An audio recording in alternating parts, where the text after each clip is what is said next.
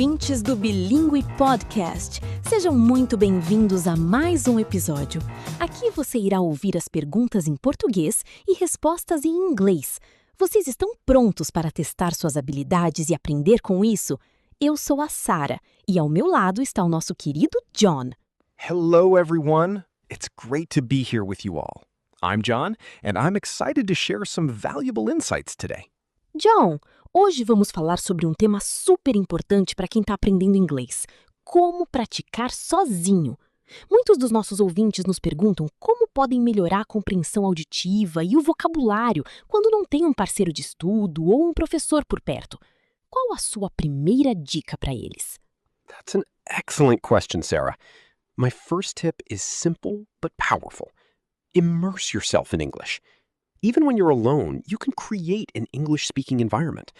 Listen to podcasts, watch movies, or read books in English.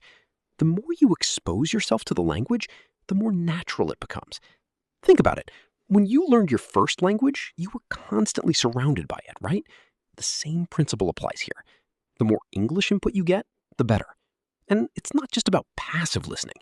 Try to actively engage with the material. For example, if you're watching a movie, try to guess what the characters will say next, or pause and repeat interesting phrases. This active engagement transforms passive listening into an effective learning tool. You can also try to summarize what you've just heard or read in your own words. This helps to solidify your understanding and practice your speaking or writing skills simultaneously. Don't be afraid to rewind and listen again if you miss something. That's the beauty of practicing alone. You can go at your own pace. Imersão. Faz todo sentido. Mas, John, para quem está no nível A2, pode ser um pouco desafiador entender tudo. Você tem alguma sugestão de como começar essa imersão sem se sentir sobrecarregado? Absolutely. Start with content that interests you. If you love cooking, watch cooking shows in English. If you enjoy sports, listen to sports commentaries. When you're genuinely interested, your brain is more engaged, and you'll pick up words and phrases more easily. Don't worry about understanding every single word. Focus on the main idea. For example, if you're into video games, try playing games with English audio and subtitles. You'll be surprised how much you learned without even realizing it. Or if you like music, try to understand the lyrics of your favorite English songs. It's a fun way to learn new vocabulary and expressions. You can even use platforms like YouTube to find short documentaries or vlogs on topics you enjoy. The key is to make it enjoyable, not a chore. And remember, you can always pause the video and look up words you don't know. It's your learning journey, so make it work for you. Another great tip is to start small. Don't try to watch a 3-hour movie in English on your first day. Begin with short videos, perhaps 5 to 10 minutes long, and gradually increase the duration as your confidence grows. There are many channels on YouTube specifically designed for English learners, offering simplified content. And for our listeners, what kind of content do you enjoy consuming in your native language? Try to find similar content in English. It makes the process much more engaging. You could also try listening to children's stories or podcasts designed for very young native speakers. The language is simpler, the pace is slower, and it's a great way to build foundational listening skills without feeling overwhelmed. And don't forget about podcasts like ours, where we try to make learning both fun and accessible. Que ótima dica! E para quem está nos ouvindo agora, de onde vocês são? Deixem nos comentários a cidade de onde nos escutam e não se esqueçam de se inscrever no canal para não perder nenhum episódio. John, você acha que a repetição é importante nessa fase inicial? Repetition is crucial, Sarah. Think of it like building a muscle. The more you repeat, the stronger your understanding becomes. Try listening to the same podcast episode or watching a short video multiple times. Each time, you'll notice something new, and your comprehension will improve. You can also try shadowing, which is repeating what you hear immediately after the speaker. For instance, find a short news clip or a scene from a movie, listen to a sentence, pause, and then try to repeat it exactly as you heard it, matching the intonation and rhythm. It's a fantastic way to improve your pronunciation and fluency. Don't be afraid to sound silly. It's all part of the learning process. Another great way to use repetition is with flashcards. You can create your own or use apps like Anki or Quizlet. Regularly reviewing vocabulary and phrases helps move them from your short-term to your long-term memory. And don't just repeat words. Try repeating entire sentences or even short dialogues. This helps you get a feel for natural English sentence structure and rhythm. So, for our listeners, try this. Pick a short phrase from this podcast, pause, and repeat it aloud. You can even record yourself and compare it to our voices. And here's a little anecdote. I once had a student who struggled with a particular idiom. We practiced it every day for a week, just for a minute or two. And by the end of the week, it was second nature to him. Consistency and repetition truly pay off. You can also try a technique called backchaining, where you start by repeating the last word of a sentence, then the last two words, and so on, until you can say the whole sentence. This is particularly useful for longer, more complex sentences, and helps with rhythm and intonation. Shadowing? Nunca tinha pensado nisso. Parece uma forma bem ativa de praticar. E para o vocabulário, John? Como podemos expandir nosso vocabulário de forma eficaz quando estamos estudando sozinhos? For vocabulary, I recommend keeping a vocabulary notebook. When you encounter a new word, write it down, along with its meaning, a synonym, and an example sentence. But don't just write it. Use it. Try to incorporate new words into your daily thoughts or even speak them aloud to yourself.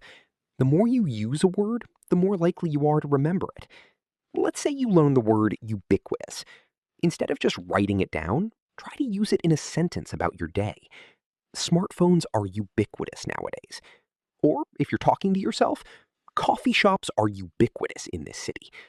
This active recall helps solidify the word in your memory.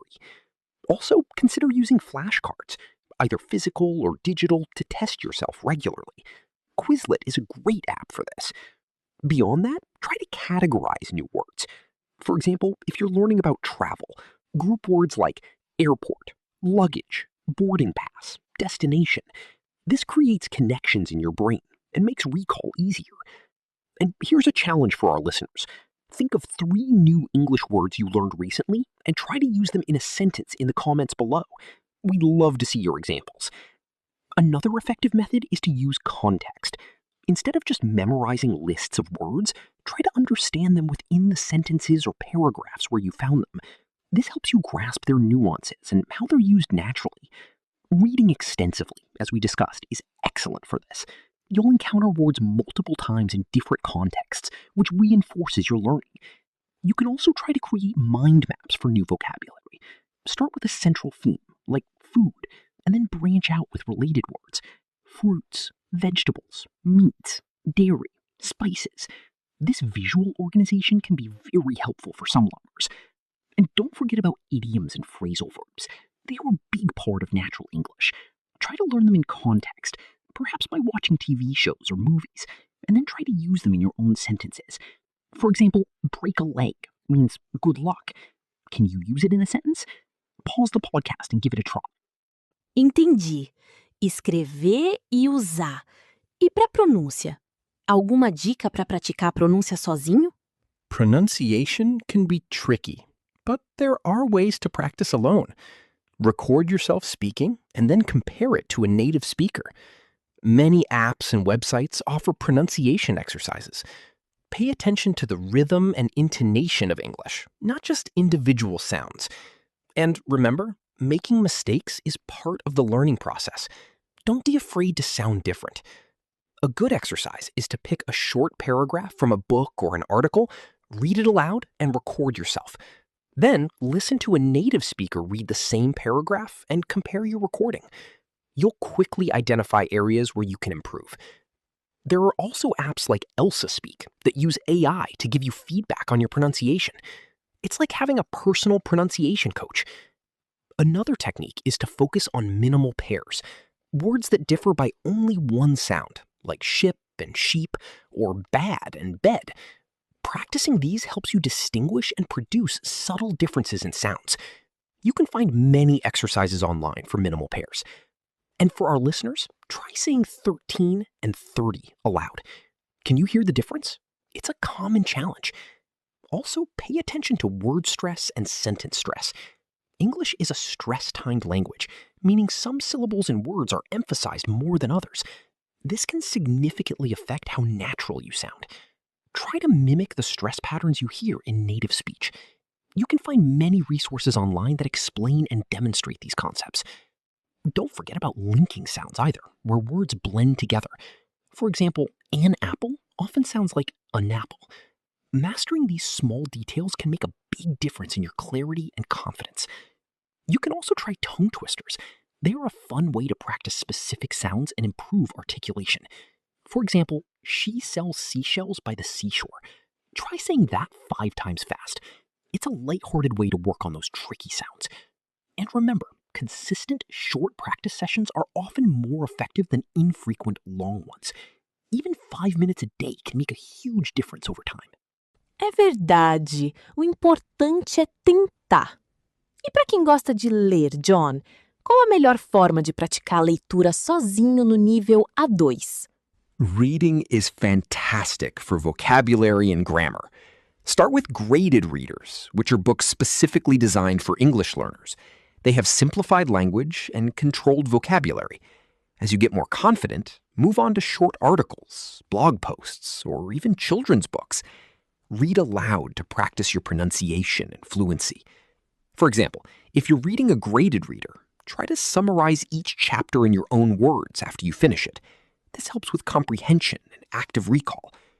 You can also try reading news articles from sites like Breaking News English, which are specifically designed for learners, offering different levels of difficulty and exercises. And don't forget about comics or graphic novels. They often have simpler language, and the visuals help with understanding. Another excellent resource is online short stories. Many websites offer free short stories tailored for English learners. After reading, try to answer some comprehension questions, or even rewrite the ending. This makes reading an active rather than passive learning experience. And for our audience, what's your favorite type of book or article to read in English? Share your recommendations in the comments. Also, try reading different genres. If you always read fiction, try a nonfiction article. If you always read news, try a short poem. This exposes you to different vocabulary and sentence structures. And don't be afraid to reread. Sometimes reading a text multiple times can reveal new layers of meaning and help solidify new vocabulary. You can also try reading aloud to yourself.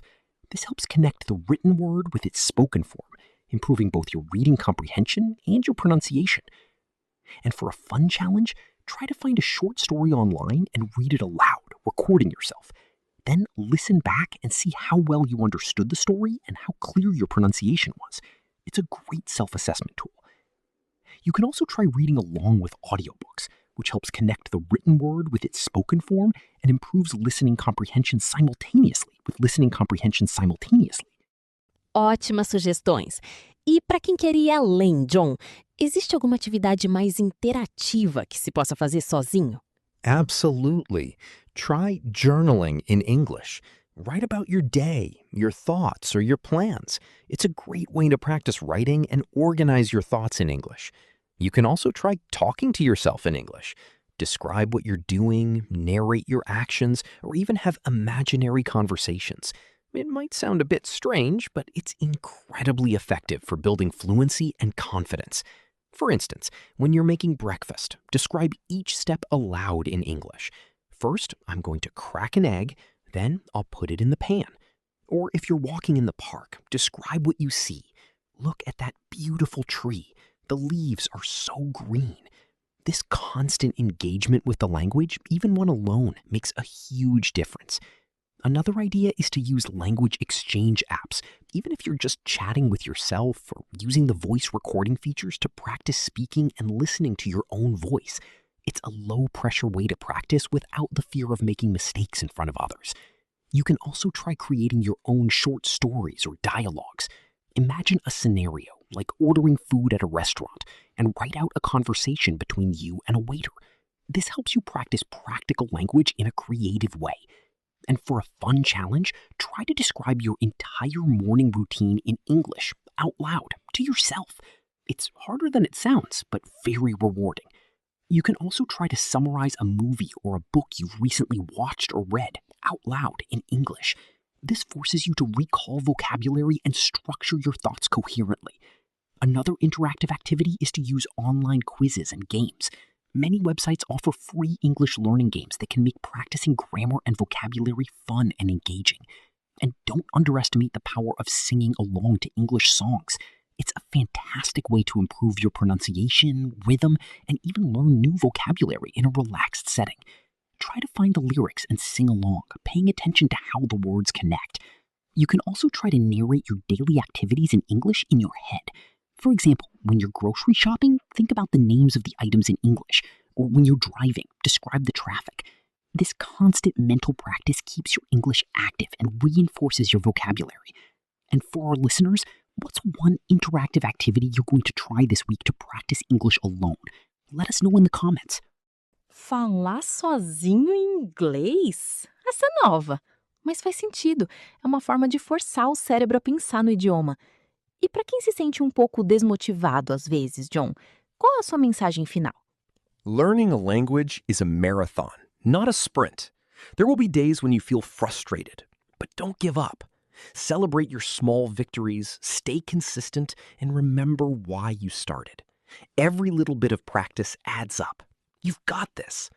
Remember, consistency is more important than intensity. Even 15-20 minutes of practice every day is better than a long session once a week. Find what works for you, make it a habit, and enjoy the journey. And don't forget to pause the video and type your answers in the comments below, or repeat after us. We love to hear from you. Your progress might feel slow sometimes, but every word you learn, every sentence you understand is a step forward. Don't compare your journey to anyone else's. Focus on your own improvement. And most importantly, have fun with it. Language learning should be an enjoyable adventure.